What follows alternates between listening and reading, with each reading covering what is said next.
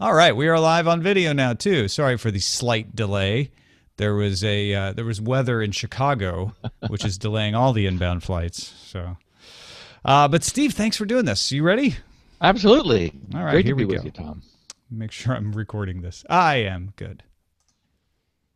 At the end of the day, making free content doesn't come cheap. Show your support for the independent content you're listening to right now at patreon.com/acedetect. That's patreon.com/ACEDTECT. This is the Daily Tech News for Thursday, May 29th, 2014. I'm Tom Merritt, and joining me today, very happy to have Steve Gibson of grc.com and, of course, co-host of Security Now. But he's the guy I rely on explaining thorny tech topics that involve security particularly, and boy, do we have one today to talk about, Steve. Yeah, we sure do. It's probably going to go down in history as the TrueCrypt mystery. It is the great mystery. Yeah. Who knows if we'll ever discover the truth of it. We're going to discuss that in a little bit. First, let me get to the headlines. Apple Senior Vice President of Internet Software and Services Eddie Q and Beats co-founder Jimmy Iovine took the stage together at the Code conference last night in the wake of the announcement that Apple has agreed to purchase Beats Electronics and Beats Music. Q said, quote, "Music is dying in the way that we've known it," probably referring to declining digital sales in the face of rising streaming services. Iovine thinks the music business is desperately insecure, but Silicon Valley is slightly overconfident. Q thinks Iovine and Dr. Dre are the men for the job at Apple to face all these challenges. While Beats hardware is nice, Q made it clear that the deal is about music. Apple expects the deal to close after regulatory approval sometime in September. Q also stoked excitement for Monday's WWDC keynote, saying, quote, "We've got the best product pipeline that I've seen in my 25 years. Wow. Bloomberg Businessweek reports that Laszlo Block, Google's SVP for People Operations, posted to Google's blog about the company's diversity statistics. 30% of Google workers are women, 39% are racial or ethnic minorities, and the majority of non-white Google employees are of Asian descent. This puts Google close to the middle among tech companies that disclose these sorts of statistics. More companies are feeling the pressure to reveal these sorts of stats. Facebook COO Sheryl Sandberg recently said that Facebook plans to reveal theirs eventually. GigaOM reports on YouTube expanding its video quality report to include regions in the United States. The report, previously released in Canada, gives you stats on the streaming quality of YouTube on your ISP and then compares it to other ISPs in your region, in case you were thinking about switching maybe. The Verge has a story on a report from security consulting group Eyesight Partners that claims a phony news agency called News On Air has been building ties with senior U.S. military and diplomatic officials, as well as U.S. and Israeli defense contractors. The group uses social network connections. They use fake names. Sometimes they steal names. They stole a Reuters reporter's name. Then they make connections over Twitter, Facebook, WordPress, LinkedIn. The aim of the main site was to present fake login pages and do a little social engineering, steal some credentials. The group's central domain was registered in Tehran.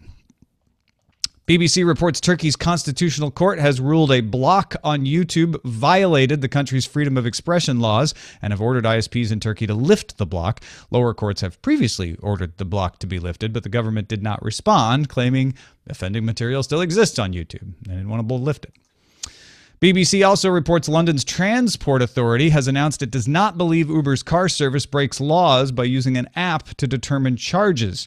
The authority referred the matter to the High Court to issue a binding ruling on the matter. Taxi drivers claim the app is pretty much the same as a meter, and private drivers are not allowed to use meters. The drivers plan a demonstration in protest for June 11th. CNET reports Netflix CEO Reed Hastings told folks at the Code conference that Netflix will not build its own streaming device, similar to the Fire TV. He's like, we're not going to do products. It's not worried about getting into live programming like live sports either, just not their thing. He also continued to criticize Comcast for requiring a deal to improve streaming on Netflix video to Comcast customers. He compared charging more for consumers of more data to charging people more to listen to the radio longer. Steve, what do you think of that analogy? Is it the same? That does not work. I think we're going to need a consumer education campaign to explain to people that all media is not the same, and that video really does actively consume bandwidth which somebody has to pay for. Yeah, and it's the capacity owners, the ISPs, are exaggerating the nature of the problem on their end, which muddies the waters. And then you got folks like Reed Hastings exaggerating the problem on their end. Nobody's telling the truth. Well, and you really do have a system that was put in place maybe, what, 7 or 8 years ago, probably, which is suddenly being asked to do far more than it was originally planned to do.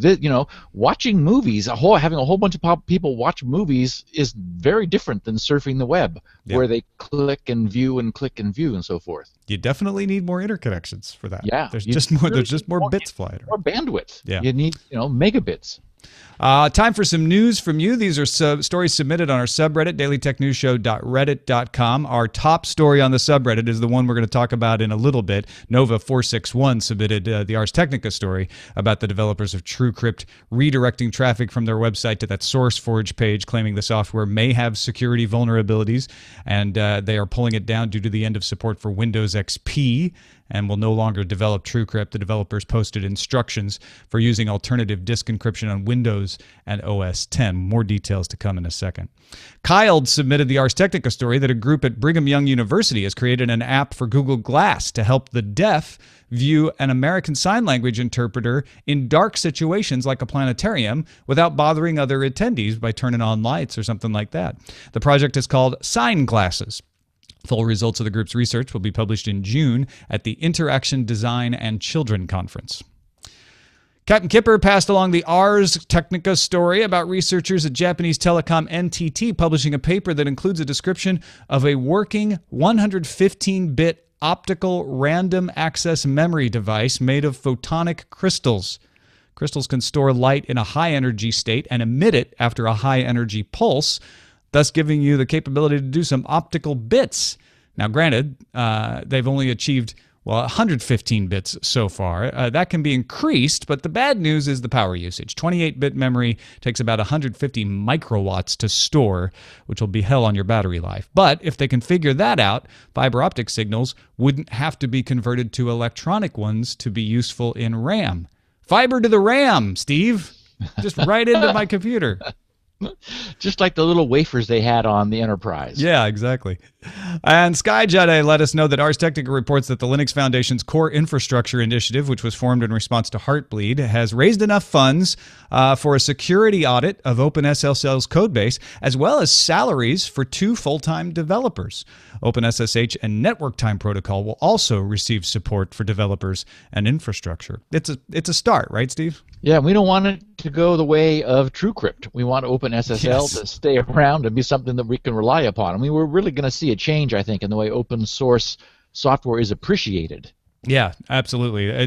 You're starting to realize where it has become and how important indispensable. It just sort of crept up on us, and everyone's using it and needs it. Yeah, and that, my friends, is a look at the headlines.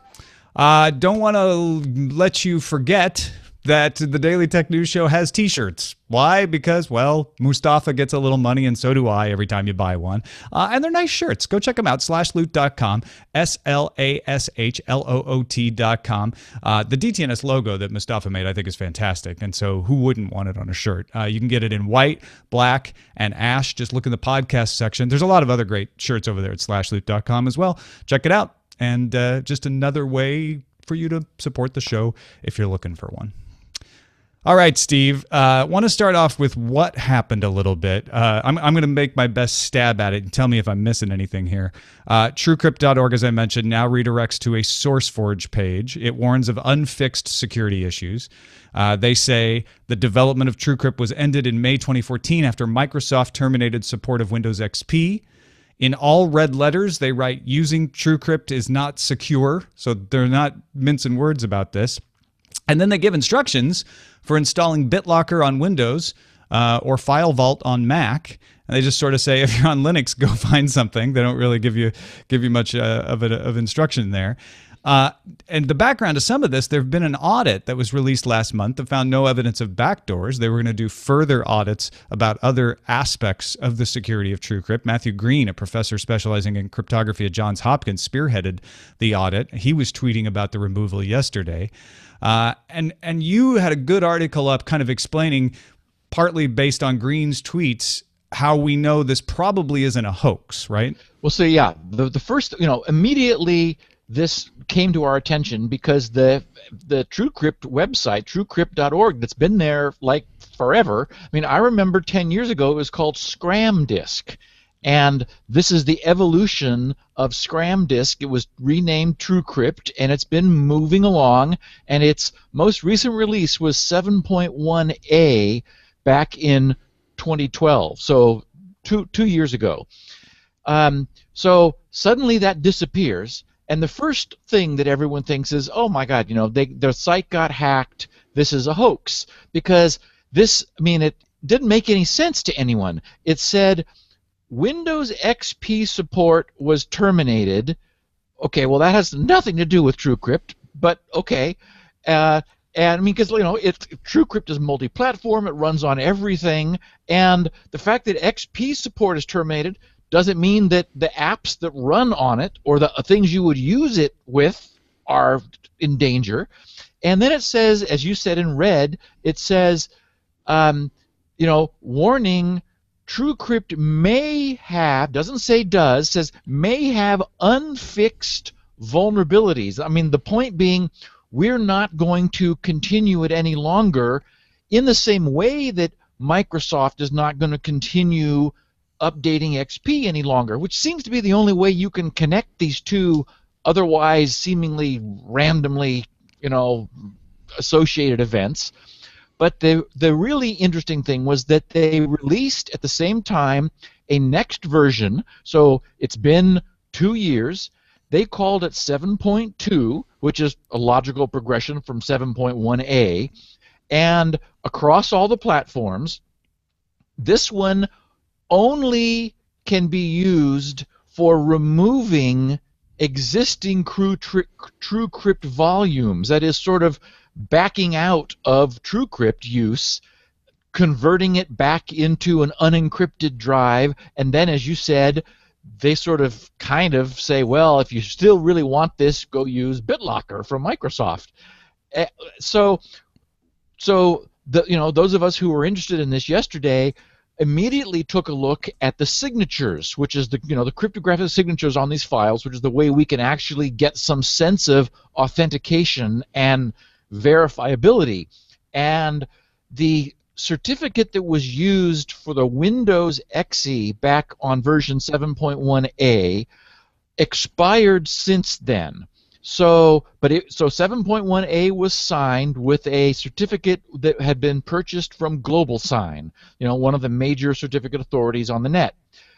And then, as one would expect, a few months before that certificate or that Authenticode certificate, the signing certificate, expired, a new one was purchased. Okay. So they didn't just let it lay. Didn't let it lapse. And so this latest 7.2 version, which we just saw for the first time yesterday, was signed by that replacement certificate, which was now about 2 years old. It's also from GlobalSign. I mean, everything about it looks correct. It's exactly what you would expect if, this was the certificate that they had purchased and they had it on hand in order to sign any updates to the Windows executable. And on the open source side, the exact same PGP key was used to sign the files from 2 years ago and the 7.2 updates yesterday. So if this were a hack, they would have had to not only get a hold of the new certificate, but also hack the private key of PGP. Everything. Essentially, the only way we could explain this not being actually from them is a complete failure of that group's security, which really seems unlikely. So no one is now thinking that, no one is seriously thinking this was a hack of their website and a defacement, we're thinking, for reasons which are still obscure, this was what they suddenly decided. Their last communication with Matthew Green, he tweeted today, where he quoted them saying, "Thanks for the first round audit. We're looking forward to the second round audit, and thank you for all your efforts." Yeah. So, it wasn't like they seemed unhappy or annoyed. I mean, we have had XP service terminate. We had the Heartbleed incident, and of course, there's no end now to rumors and conspiracy theories and dead canaries and all kinds of nonsense about You want to know my favorite conspiracy theory that I ran across? I put it in the doc there. It's somebody pointing out that in their warning on the site, they say using TrueCrypt is not secure as, and not secure as begins with N, S, and A. Oh, NSA, Steve. Oh, yeah. And if you play that backwards, yeah. Paul is dead now. Miss him. Yeah. So there's a good chance. I guess it could go either way. It could very well be. We will never know. This is just going to be this weird cult mystery that the internet is always going to have. People are saying, well,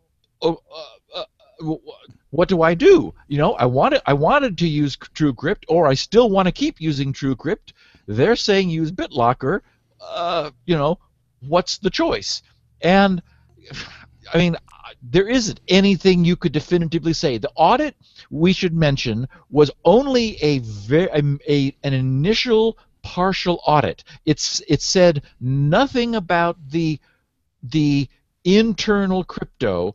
What this was it was specifically looking for obvious backdoors in the startup and the boot code and the boot sector and that sort of the code to get it up and running. Was there anything that someone really carefully looking at the code could see that was an obvious backdoor into it? And they said absolutely not. It looks great. So the next phase was going to be, and I don't know if it still will be, a deep dive into the crypto itself.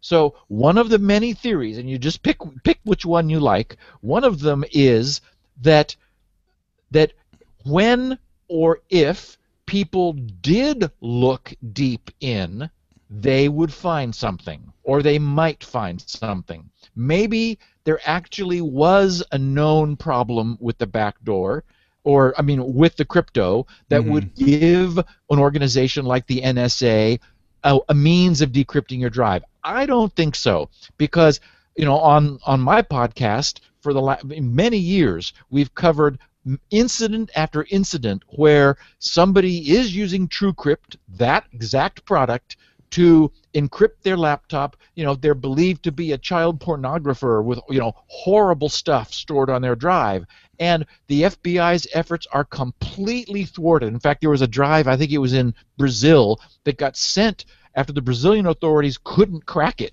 up to our intelligence agencies to say, look, can you this, we really need to see what's in here. And the answer is, well, if the user chose a good password, there's no way in except guessing the password. And I really think that's true. So yeah, because there were cases where they were actually fighting in court to compel the suspect to give the password, because that was their better route to decrypting it, right? Yes, and at this point, the law says that if you didn't write it down, if it's written down, you could be compelled to disclose it. But if it's in your head, then you cannot be compelled to disclose something that because that's what is it? Fifth Amendment right of not self-incrimination. Self-incrimination, exactly. Yeah. So okay, when you mentioned the dead canary scenario, that's the one where there's a hidden message here because they're not allowed to say anything. Well, it's sort of maybe they're under a gag order. A variation on the Ladar Levinson Lavabit deal, where in response to being compelled to turn over the keys, he just shut it down. He shot it in the head rather than allowed it to give out any secrets. And so by saying this may have security vulnerabilities that will not be fixed. I just think they're saying yes, and so does all other software, except that if all other software is still being maintained, then those problems, when discovered, could be fixed. We're never going to fix this again, which doesn't mean, in my reading, there's anything known to be wrong with it. I'm sure they're using it happily. But it does say, okay, maybe. And so that could be enough. See, my take on it is these guys are just burned out. They've been doing this for 10 years. It's a thankless job. All they ever get is crap for, like, when someone encrypts their drive and forgets their password and wants to have it recovered. And they say, didn't you read the notice that says there is no way? Not only can the NSA not get it, but neither can you. And that's the only way to make it safe. So, I mean, and yeah, they feel badly that horrible people are using their software to protect horrible things. That's not what they wanted. They wanted individuals to have the right of privacy, but unfortunately that cuts both ways. So you can imagine, not much funding. This thing's been going on for 10 years. Maybe they just, and drives have gotten so big that we can no longer use the master boot record. We must now switch over to this GPT, the GUID protection table, which or partition table, which a drive over 2.2 terabytes has to have. Well, that's not a big deal. I'm adding support for that in SpinRite, and it's not going to slow me down at all. But it's sort of an inflection point. They don't have it at all now, and maybe they just thought, this would be a good time to say goodbye. And maybe by just killing it off the way they have, that sort of disconnects them. If they let it sit there, then they'd be like getting pressure to update it. Hey, what about this? What about this? It doesn't work with this. It doesn't work with that. Now by just saying we're officially over, they can go about their lives and do other things. Now, people should know, because there's a few people in the chat room as well who are saying, yeah, but that dead canary thing, because of this, because of that. Remember that we actually don't know where these folks are. They're anonymous. So they would have to be in the United States for some kind of national security letter to bear on them, but maybe there's another government. The only identification we have is a name that was used in the Czech Republic to register the trademark. Correct. And oddly, the Authentic Code certificate, which is what you use to sign the Windows executable, says Nevada. So they could be anywhere. Because of Las Vegas, maybe? I don't know why they would choose Nevada. And Metal Freak pointed out in an email to us, TrueCrypt has been put out under a TrueCrypt license, not an actual open source license, not a floss project. It's not included in Linux distros because of that. So this isn't the kind of thing a long time ago. They wouldn't, because of the fact that they did it that way. It's not likely that they would turn this over to another open source project, right? Because it's not truly open source, even though you can see the source code. Well, and for people who are real license knee-jerk followers, there's really nothing you can do with it, as I understand it. And I haven't looked at the license myself, but I've read people saying it can't be made open source. Right. You can't disentangle yourself from the specifics of this particular license, which isn't open source and doesn't give us the freedom to take it and run with it. And nothing they have said has allowed that. They've just said there won't be any more. Sorry. Now, actually, I don't think they even said sorry. I don't think they even said sorry. But the last piece that people are hanging on to is, yes, but then why would they recommend BitLocker when there are plenty of things like TC Play and Crypt Setup and ZuluCrypt? And BitLocker doesn't even come with Windows 7 Home Edition. It only comes with the Enterprise or Ultimate Edition. Correct. It's not universally available. And believe me, it's difficult in this day and age to imagine that Microsoft doesn't provide some means, an emergency in for law enforcement. I mean, we know they did that explicitly with Skype. When they bought Skype, it used to be peer-to-peer. They broke that so they can intercept. And so, and there have been some presentations of whole drive encryption where the presentation said this has been removed at the request of the U.S. government, whereas PGP Crypt, and Symantec's offering, or PGP Disk, I guess it is, and others are like, oh yeah, here's how these work, and then the key links, but we don't want to talk about TrueCrypt. I would argue it's because it really was independently created and it really is bulletproof. Yeah, and that leads us to the final question here, which is, okay, I'm not really sure I want to use BitLocker. What do I do? Or maybe I'm on Linux. Do you have any thoughts about where to turn for whole disk encryption?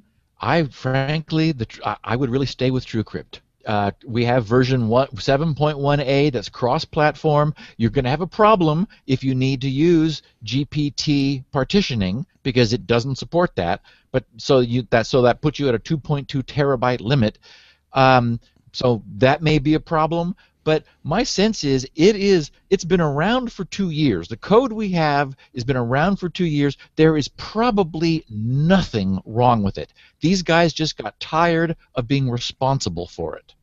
What about something like TC Play, which is using the TrueCrypt implementation, but as an actual open source license? It's kind of building on that. I haven't looked at it, so I really can't speak to it. But I mean, you know, I had a product myself called Snoop Proof. I've got the trademark and domains and all that, and I put it on the back burner just because of other things that got in the way. And so now I'm thinking, well, fire it back up. Huh? It might be time to look at, you know, GRC doing one because people would trust it. Absolutely. Well, thank you, Steve. That is very helpful in understanding, and it's kind of a sad answer to think like, well, we're just going to have to rely on TrueCrypt for now. But I imagine within the next month or two, we're going to see a flood of people providing alternatives. That's a very good point. It is, you know, with TrueCrypt as a model, it would not be difficult for someone to come along and say, okay, the world in the same way we have OpenSSL, the world needs an open drive crypt or something, and put a bunch of people together and make it happen. All right, let's take a look at the calendar. This evening, SpaceX CEO Elon Musk is going to unveil the manned Dragon space taxi, the first manned module for SpaceX. And tomorrow, Cisco rival Arista Networks files for an IPO. So we got a new public competitor to Cisco out there. Our pick of the day comes from Alex in, as he describes it, drizzly Nottinghamshire, UK. I think this is a pick of yours as well, Steve. You still use LastPass, right? Oh, absolutely. Alex says, I know you've mentioned it on the show, but it's not on the picks page yet. By the way, as soon as I saw this email last night, Alex, I went and put it on the picks page. So you weren't imagining it. You're the one that made me add it.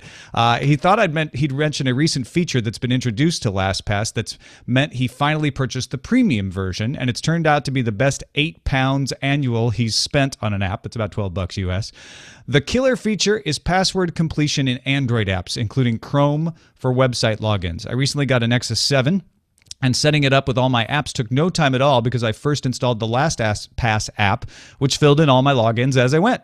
The mobile app used to have its own browser, so I had to choose between password completion or the functionality of Chrome, but now I can have both. It's only on Android for now, it seems, and it works by pretending to be an accessibility aid, popping up on the screen when a prompt is detected, which works well about 95% of the time. I haven't tried that on my Nexus 7 yet. That's fantastic. I got to do that because I am a premium subscriber. That would be a huge boost, and that's the problem with iOS is that Apple has it so locked down that they deliberately put each app in its own separate space, and in order to prevent all kinds of other mischief that would probably incur too. Yeah. No, it is kind of a pain to have to switch between apps every time I use LastPass because I have the browser-based one, but I don't really want to use that browser. I want to use I bring up their little library, copy the password, and then go over to the other app and paste it in, and The only time that has failed for me is I think it was the Southwest Airlines app wouldn't allow you to paste in a password. Ooh. And I was like, So I actually wrote it down on paper, burned the paper. Didn't really burn the paper, but I shredded it. Our final email message for the day comes from Rich in lovely Cleveland, who says, Tom and Jenny in producer mode. One thought that Google driverless car discussion brought up, what if what spurs adoption is insurance costs? I would imagine that there will be innumerable safety hurdles before any car can get into mass production. I can already see irascible congressional hearings on the topic.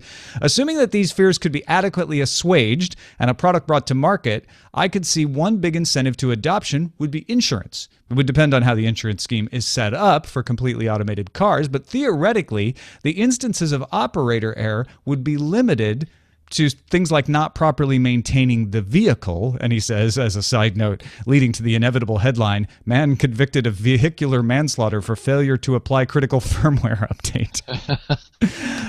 He says, I think the regulatory hurdles will be so high that the product becomes available to consumers will have to be exceedingly safe. And I don't think insurance won't be needed for automated cars. Rather, the cost of insurance for a drivable car, an old-fashioned car, might eventually price a lot of people out of the opportunity over time. I hadn't thought about that aspect of it. If insurance rates hike on the old-fashioned cars because they're deemed less safe than a self-driving car, that could definitely push adoption. Boy, this makes me feel so old. You don't want that steering wheel out of your hand. The idea that cars are, actually some of the cars I'm seeing on the road really should be driverless because, they would have a much better chance of staying in their lane. Some of them seem driverless, even though there's a person in there. That's kind of what I meant, yeah. Yeah, for sure. Well, Steve, thank you so much for joining us. Folks, if you have not listened or subscribed or watched Security Now, you're missing out. Go check it out at twit.tv/SN. You can also get it at grc.com/securitynow.htm, and there are transcripts there as well. And if you're at grc.com, you definitely have to check out the other offerings like SpinRite, Shields Up. You do amazing work over there, Steve. I'm always in admiration. Thanks. I am going to put up a page with the last executable and sources for TrueCrypt. Fantastic. So there's a place for them to live. So I'll have that up there probably by the end of the day for anyone who's like saying, because I've already had people saying, oh my God, where do I get one? Because now suddenly it's endangered. Yeah, good place to find it, grc.com. Thank you, Steve. Thanks, Tom. And thank you, patrons, for making the show possible. We got 4,027 of you out there, and I am humbled every time that number goes up, who have found value in the show and give a little value back. We appreciate your support. It's what makes the show possible at all. And if you're wondering what I'm talking about, head to bit.ly/helpdtns. But if you're a patron and you know who you are, thank you very much. Don't forget, you can have a voice in what stories we cover at our subreddit, dailytechnewsshow.reddit.com. You can email us, feedback@dailytechnewsshow.com. Our phone number is 512-59-DAILY. That's 512-593-2459. And you can listen to the show live, 4:30 p.m. Eastern, 1:30 Pacific at mobile.alphageekradio.com. All our links are at dailytechnewsshow.com. Don Reisinger had a sick child. We'll try to book him back. But tomorrow we got Molly Wood and Justin Robert Young. See you then.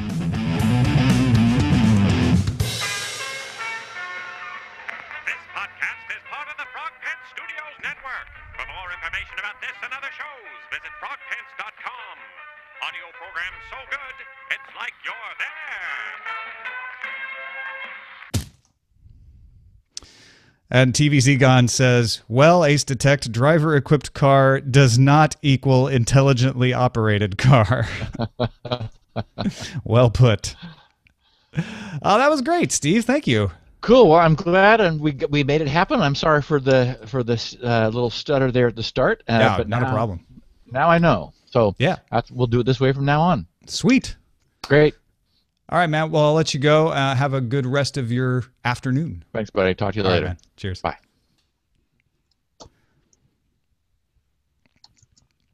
That was really good. Yep. That's a good show. You got the info, people. Ooh, TrueCrypt Apocalypse. Tales from the TrueCrypt. Tales from the TrueCrypt. That pretty much has got to be. Oh, has it been taken? I don't know. Let's see. Hope not. Well, Sans labeled their TrueCrypt analysis Tales from the Crypt. Oh, Bauer Power Media used it 2007, but that's old. Oh, well, then it's fair game. Yeah, I think we could still use it there. That's the only ones that came up. If no one used it today.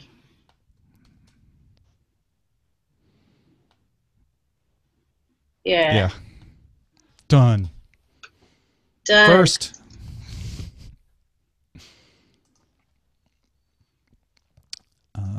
Right. Tales from the was easy. TrueCrypt. Okie dokie. And good. Just waiting for the levelating.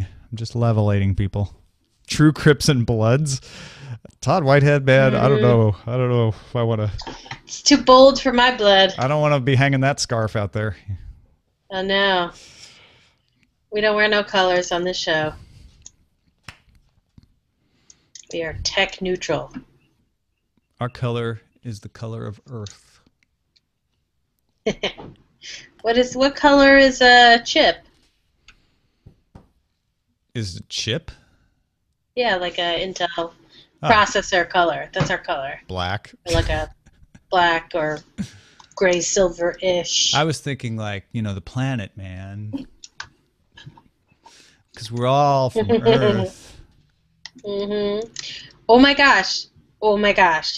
So yesterday, I spent all yesterday afternoon reading Kingdom Come, the 1996 DC Marvelous. Oh my gosh. I'd never read it. I'm jealous of you that you get to read that for the first time. I was jealous of me when I was over it, and I wish I could read it again for the first time. It was good. Incredible. Yeah, I love that. You had the graphic novel, the compilation. Yeah, Matt ordered it online, and it arrived in the box, and he was like, "Do this now." I was like, "Okay." He's a good husband. Yeah. You know what it made me realize though, is that how much serialized television has learned from comic books. Yeah. In its ability to trust the audience to have an obscure reference to something that will pay off in the end, or to just have the characters proceed along as if everybody knows what they're talking about and have a delayed reveal.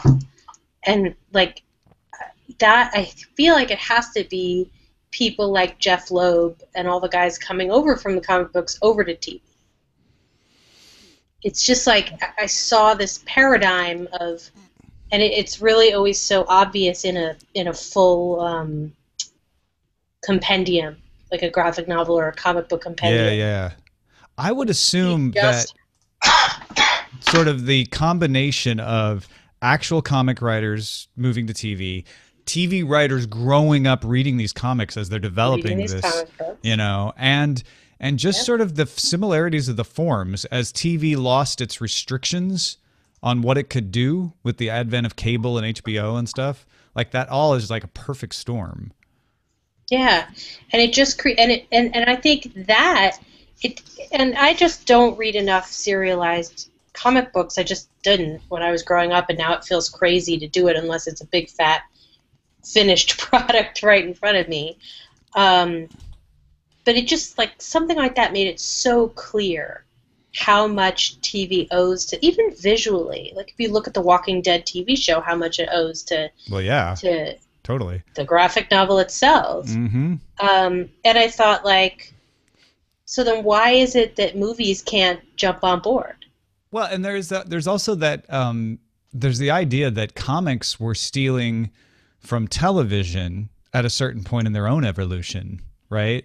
Because they're well, it's the same sort of, we need to have a visual support of a story, and then they sort of surged ahead in a way, and then complex characters, detailed mythologies, this feedback mechanism between the two media that's really interesting. Yeah, but I don't know. I mean, there's films like Sin City that frame by frame, followed it.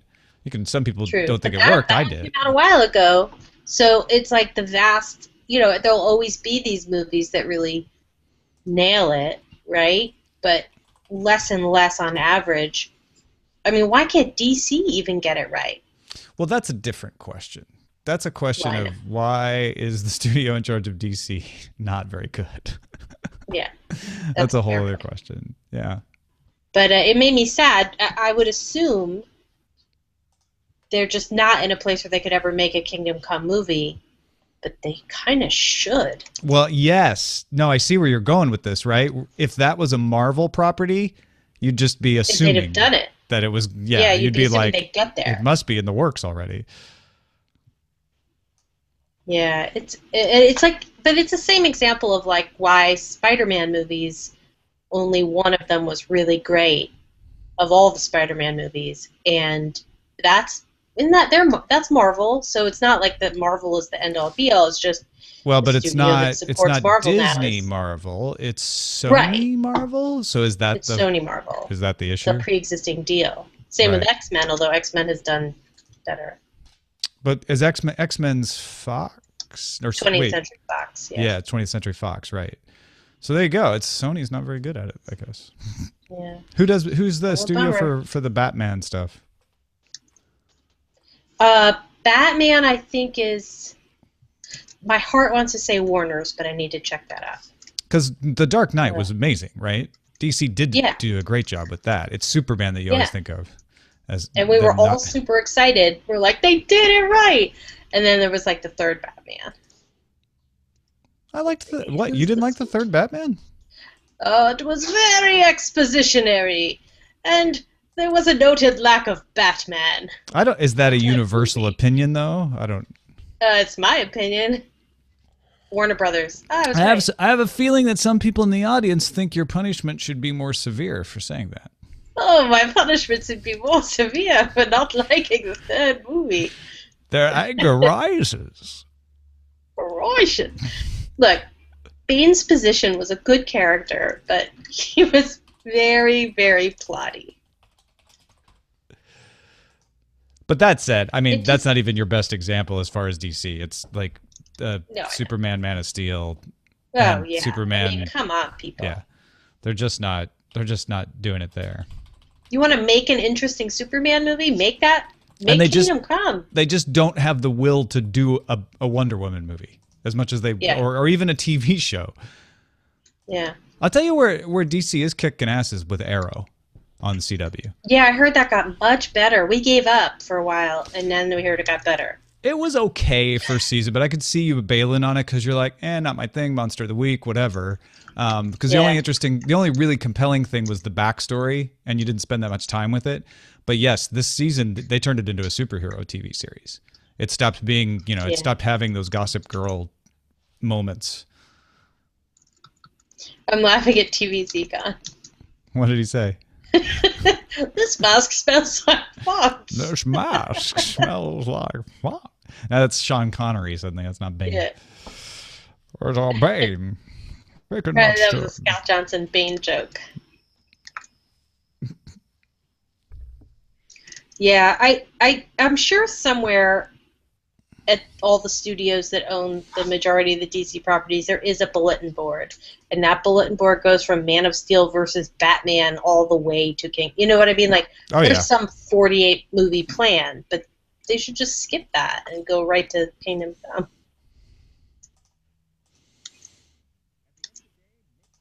Anyway, it was super exciting. It was a really good way to spend yesterday. You do have to sort of lay the groundwork for Kingdom Come because it does sort of Agreed. suppose that Wonder Woman, Superman, you know these characters for the most part. But that definitely could be where they go. Maybe it is where they go. I think it's where they would, if they were, I mean, they're not all dumb people. I'm sure that's where they're trying to go. But to do that, to get there, like to get to the Avengers, you have to make a couple good Marvel movies before you can make the event, Yep. And the track record right now is the Batman series that already concluded.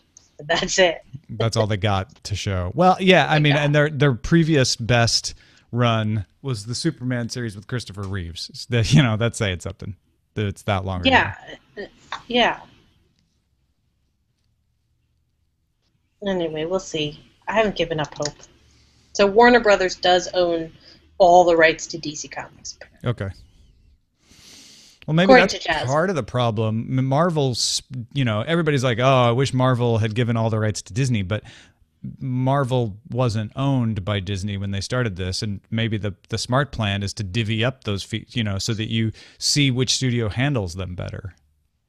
That's true, and not everybody, like that would almost be too much responsibility and too much power concentrated in one studio.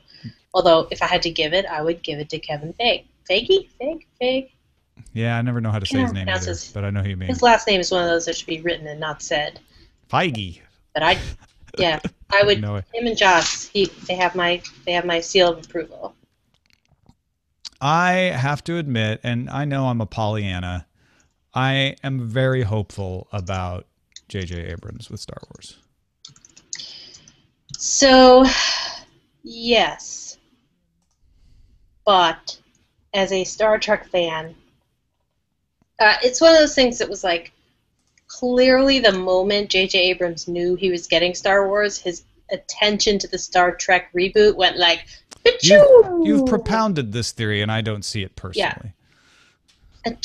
I just was sort of disappointed by Into Darkness, and there could not have been a person on this earth that wanted to love it more than me. And I've never successfully been able to explain how I feel about it, but it comes down to it felt like it did not grow emotionally.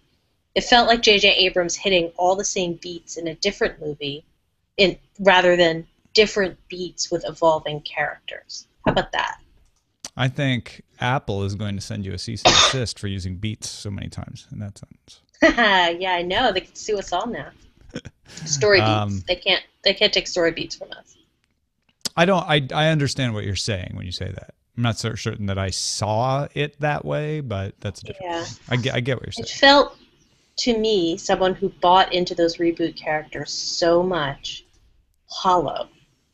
Like people trying to hit emotional beats and not succeeding. And that was as sad to me as anything else. Yes, Gigatrix, and hello, Christian.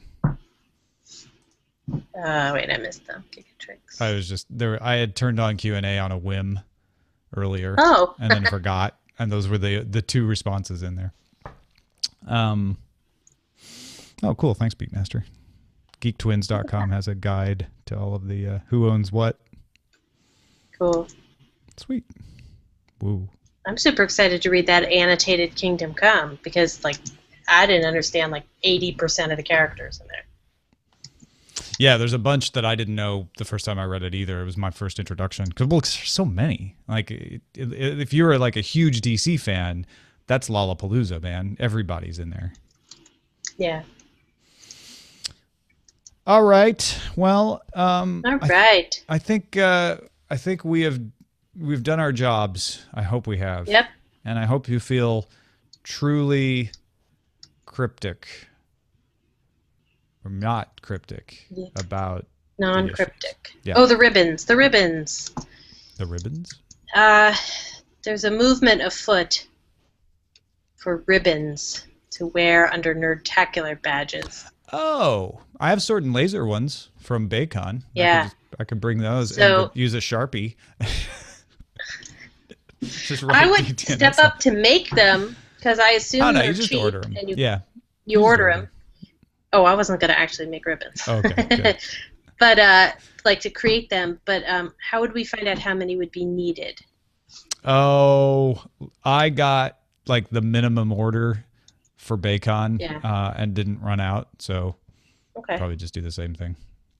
All right. I can find out from... Tell me how to do it. I'll do it. Yeah, I can find out from Sarah at Baycon where they order theirs from because I just gave her the deal.